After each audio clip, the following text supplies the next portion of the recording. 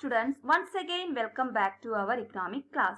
In the previous three chapters, we have discussed about various economic policies which have implemented in different periods in India, and we have seen economic development, growth and all. Now we are going to discuss about different issues of Indian economy. Some of the most challenging issues facing India today are poverty, development of rural India, building infrastructure, human capital development, employment opportunity, and also call for sustainable development. There is a need to critically assess government initiatives in tackling all these issues, each of which has been taken up separately in your syllabus. So today we will start with the 9th chapter, which talks about one of the challenging issues, that is environment and sustainable development. The economic development is essential, but we ignore the impact of this development on environment. One side we talk about sustainable development. Before that, we have to understand the significance and contribution of environment to economic development. With this in mind, this chapter is divided into three sections. The first part deals with the functions and role of environment. The second section discusses the state of India's environment, and third section deals with steps and strategies to achieve sustainable development. So let us first talk about first part in this chapter, that is environment and functions of environment. So what is environment? The definition of environment. Environment is defined as the total planetary inheritance and the totality of all resources. It includes all the biotic and abiotic factors. So what is biotic and abiotic factors? All living elements like birds, animals, plants, forests, fisheries, etc. are biotic elements, and abiotic elements include air, water, land, rocks and sunlight. So a study of the environment then calls for a study of interrelationship between biotic and abiotic components of environment. Then the next is the functions of environment. The environment has four major functions. First one, it supplies both renewable and non-renewable resources. What is renewable resources? Renewable resources has an endless supply, that means they can be replenished over time through natural process. For example, trees in forest, fishes in ocean, solar energy, wind energy, etc. The non-renewable resources, on the other hand, which when consumed does not replenish at the same speed at which it is used up. For example, fossil fuel, natural gas, nuclear fuels, etc.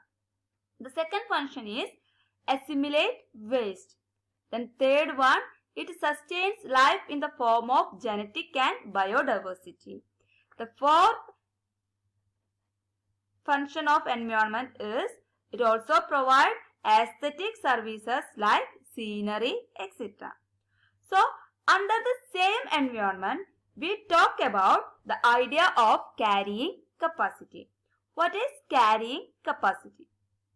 Carrying capacity means that the resources extraction or the use of these resources is not above the rate of regeneration of these resources, and waste generated are within the assimilating capacity of the environment.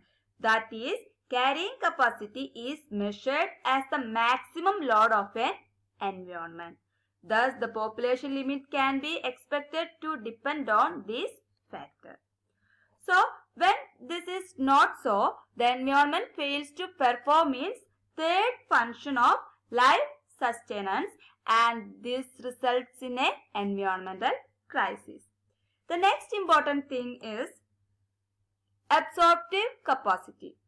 It means the ability of the environment to absorb degradation. Beyond the absorptive capacity, environment cannot sustain. This is the situation all over the world today. The rising population of the developing countries and the affluent consumption and production standards of the developed countries have placed a huge stress on environment. As a result, today there is increase in the threshold of environmental crisis. So, the next is the environmental problems. The various environmental problems are: resources are exhausted, that means completely used. Then degradation of environmental quality. Then decline in air and water quality. Then increase in incidence of respiratory and waterborne diseases. That leads to rise in the expenditure of health. Then also global environmental issues like global warming and ozone depletion. What is global warming? Global warming is a gradual increase in the average temperature of the Earth's lower atmosphere as a result of the increase in greenhouse gases like carbon dioxide through the burning of fossil fuel and deforestation. Then the ozone depletion refers to the phenomena of reduction in the amount of ozone in the stratosphere. The problem of ozone depletion is caused by high levels of chlorine and bromine compounds in the stratosphere.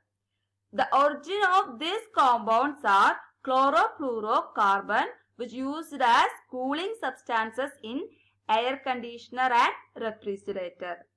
As a result of depletion of the ozone layer, more ultraviolet UV radiation comes to Earth and causes damage to living organisms.